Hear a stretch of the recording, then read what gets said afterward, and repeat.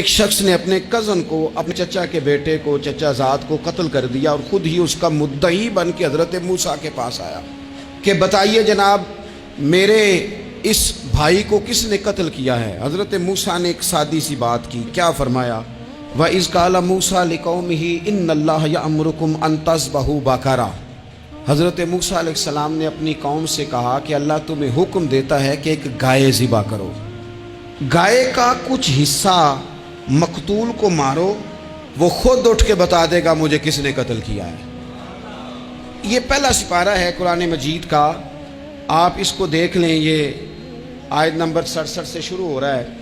تو اب وہ چونکہ ذبح کرنا نہیں چاہ رہا تھا، اس کو پتا تھا کہ مجرم تو میں خود ہوں، وہ ذبح چونکہ کرنا نہیں چاہ رہا تھا تو اس سے کہا کہ مارو ایک حصہ گائے کا، اس کو تو یہ اٹھ کے بتا دے گا۔ تو اس نے جواب کیا دیا؟ قالوا اتتخذون ہزوا، یعنی لگا آپ میرے ساتھ مذاق کرتے ہیں، کبھی ایسا بھی ہوا ہے؟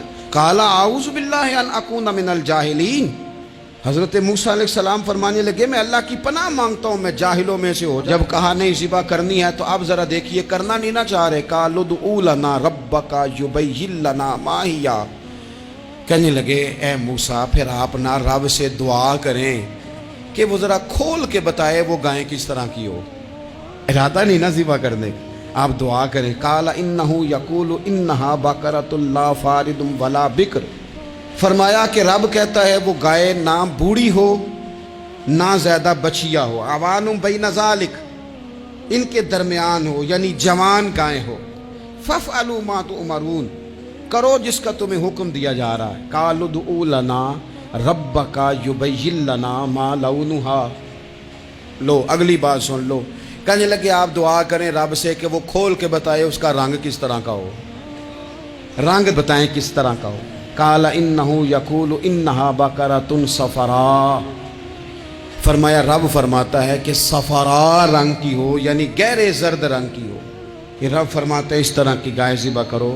فاقع لونھا تسر الناظرین، اور جب کوئی اسے دیکھے تو اسے اچھا بھی لگے، آنکھوں کو اچھی لگے وہ گائے، اس طرح کی گائیں ذبح کرو۔ لو اتنی باتیں بتا دی۔ قالوا ادع لنا ربک یبین لنا ما ہی، کہنے لگے نہیں آپ پھر دعا کریں اللہ ذرا کھول کے بتائے گائیں کس طرح کی ہو۔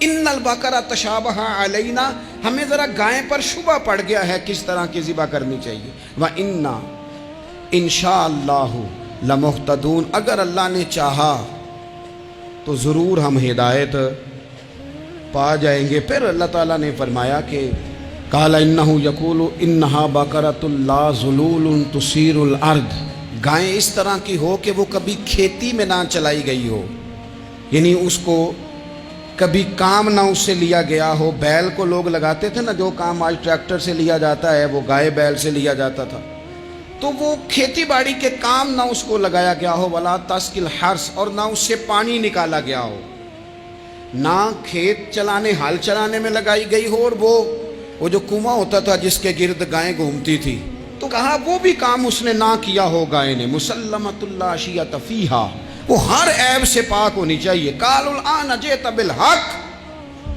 اب کہنے لگے اب آپ صحیح بات لے کے آئیں، اب سوال ختم ہو گئے نا، کہنے لگے اب آپ بات فذبحوہا، انہوں نے ذبح کر دی۔ وما کادوا یفعلون، پر ایسا کرتے نظر آتے، لگتا نہیں تھا کریں گے ذبح پر ذبح۔ اچھا یہ گائیں پھر ملی کیسے؟ امام خازن کہتے ہیں کہ ایک نیک آدمی تھا، تو اس کا آخری وقت آ گیا تو اس کے پاس جو کل جمع پونجی تھی وہ ایک بچیا تھی، گائیں کی بچی، بچیا ویڑی، اس کے پاس وہ ایک بچیا تھی صرف۔ تو اس نے اس طرح کیا کہ اس کی گردن پر ایک مہر لگائی، اللہ کے نام پر بطور امانت اس نے اس کو جنگل میں چھوڑا، کہا یا اللہ میرا بیٹا ایک ہی ہے وہ بھی چھوٹا ہے، اس کی حفاظت کرنا اور میرے بیٹے کو پہنچا دینا۔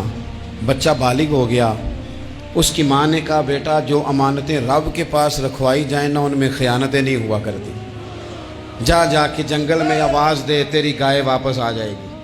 اس نے جا کے جنگل میں آواز دی کہ وہ جو میرے باپ نے امانت رکھوائی تھی وہ کدھر ہے؟ وہ نشان لگی ہوئی گائیں دوڑتی ہوئی اس کے پاس آئی۔ واللہ خیر الرازقین، جب رب بندوبست کرے، جب اللہ بندوبست کرے تو پھر معاملہ اور ہوتا ہے۔ وہ گائے آ گئی، اب اس نے کیا کیا اس نوجوان نے کہ وہ گائے گھر لایا، ماں سے آ کے کہا کہ اماں یہ تو اللہ نے فضل کر دیا۔ ماں کہنے لگی پتر حالات ہمارے خراب ہیں، منڈی میں لے جا اسے بیچ دے، لیکن سودا میری مرضی کے بغیر طے نہ کرنا۔ کس کی مرضی کے بغیر؟ کس کی؟ اماں کی مرضی۔ اور سنو یار، تھے کچھ لوگ جن کو لوگوں نے تانے بھی دیے کہ تم ماں کے پیچھے لگ گیا ہے، لوگوں نے بڑا کچھ کہا، پر جو ماں کی مرضی پہ لگیں ناکام نہیں ہوتے زندگی میں۔ یہ دیکھو ماں کی مرضی پہ لگا، اس کی قیمت کتنی تھی گائے کی؟ بڑی مہنگی تھی، پر 3 دینار کی تھی۔ منڈی میں لے گیا، 3 دینار اس کی قیمت لگ گئی۔ تو ماں نے کہا تھا میری مرضی کے بغیر سودا نہ کرنا۔ اب بچے تو نہیں نا مانتے، اماں کو کیا پتا باہر بزنس کیا ہے، لین دین کیا ہے، پر ماں نے کہا تھا میری مرضی۔ بندہ دے رہا ہے اسے 3 دینار، اس نے کہا جی میں نے طے تب کرنا ہے، ڈن تب کرنا ہے، پہلے اماں سے پوچھنا ہے۔ گھر جا کے اماں سے پوچھا، اماں کہنے لگی دے دے۔ واپس آیا تو اس نے کہا کہ میں 6 دینار دیتا ہوں پر میری شرط ہے، ماں سے نہیں پوچھنا۔ اس نے کہا تو 12 بھی دے، ڈن تب بھی ہونا ہے جب اماں نے کہنا ہے۔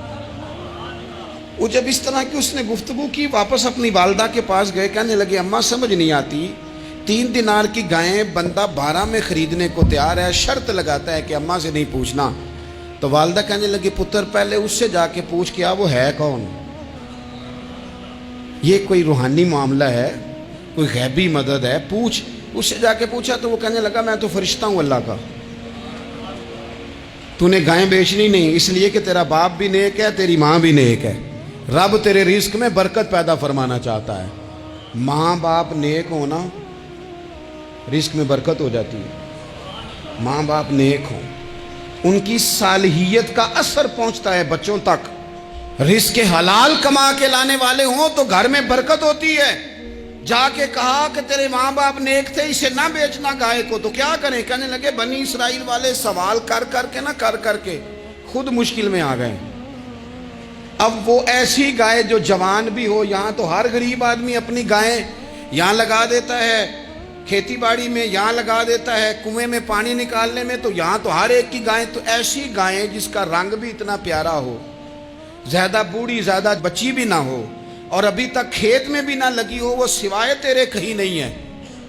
اس نے کہا چل پھر مہربانی کر بتا میں کتنے کو دوں گائیں، اگر وہ آ جائیں تو کتنے کو بیچنی ہے؟ اسے کہنا کوئی نہیں، ریٹ تو زیادہ کرنا ہی نہیں، ان سے کہنا گائے کے اندر سے گوشت نکال دیں اور جتنا گوشت ہے اتنے پیسے بھر دیں، اس کی کھلڑی بھر دیں۔ اب وہ بنی اسرائیل والے ڈھونڈتے پہنچ گئے، کہا جناب گائیں 3 دینار کیا 6 لے لو۔ اس نے کہا نہ بھائی، ذبح کروں گا، گوشت نکالوں گا، جتنا وزن گوشت کا اتنے پیسے بھرو گے کھال میں تو پھر گائے تمہیں ملے گی۔ اب مجبور تھے، کیا کرتے؟ ابن کثیر حدیث لائے ہیں، امام سیوطی نے در منصور میں بھی لکھی ہے، نبی پاک صلی اللہ علیہ وسلم نے فرمایا سنو جوانوں اور اسے دل کی تختی پہ لکھو، نبی پاک علیہ السلام نے فرمایا اگر بنی اسرائیل والے زیادہ سوال نہ کرتے تو اتنی مشکل کا شکار نہ ہوتے۔ انہوں نے سوال اتنے کیے کہ چارہ نہیں ہے اب ان کے لیے، چارہ نہیں ہے اب ان کے لیے کہ یہ ادھر ادھر جا سکے، مجبوری بن گئی، یہی گائے خریدنی ہے، یہی لے جانی ہے۔ اب اتنا سارا مال جمع کر کے وہ گائے خریدی، ذبح کی، تو مقتول کو جب اس کا ایک حصہ مارا تو اس نے اٹھ کے کہہ دیا یہ جو مدعی بنا ہوا ہے نا، یہی تو میرا قاتل ہے، یہی تو میرا قاتل ہے، یہی تو ہے، اس نے یہ سارا کام کیا۔